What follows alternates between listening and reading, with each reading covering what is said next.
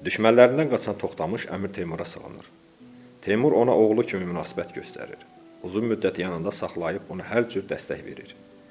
Teymurun dəstəyi ilə düşmənlərini məğlub edən Toxtamış Qızıl Orda taxtına oturur. Teymurun gücünü arxasında hiss edən Toxtamış çox keçmədən güclənir. Düşmənləri ilə açıq döyüş aparmaq üçün kifayət qədər orduya sahib olur. Əlində kifayət qədər gücü olan Toxtamış Teymurun üzünə ağ olur və zaman-zaman onun ərazilərinə hücumlar təşkil edir. Toxtamışın bu hərəkətindən qəzəblənən Teymur qoşunu toplayıb onun üzərinə gedir. Teymurun onun üzərinə yürüş etdiyi xəbəri Toxtamışa çatan kimi, vaxt udmaq adı ilə Teymurun hüzuruna nümayəndə heyəti ilə bir məktub göndərir. Məktubda deyilir: Allaha şükürlər olsun.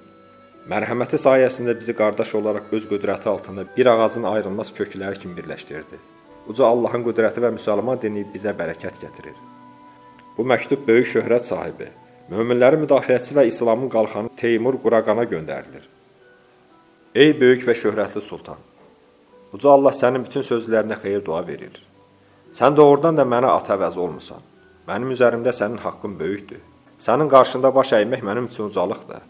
Sədaqətli və itaətkar oğlun kimi baş əyərək yalvarıram. Mənim keçmiş günahlarımı bağışlayın sözlərini qiymətli qələminə yazıb mənə göndər. Anadan olanda Allahın sənə bəxş etdiyi müdriklik və ürək genişliyi yəqin imkan verər ki, mənim düşüncəsiz düşmənçilik səhvimi və ləyaqətsiz hərəkətimi bağışlayasan. Bədbəxt taleyimin və hiləgər alçaq insanların təhdidi nəticəsində atdığım yanlış addımlardan peşman olduğumu etiraf edirəm. Qoy Allah məni bu yola təhrik edən alçaqların cəzasını versin.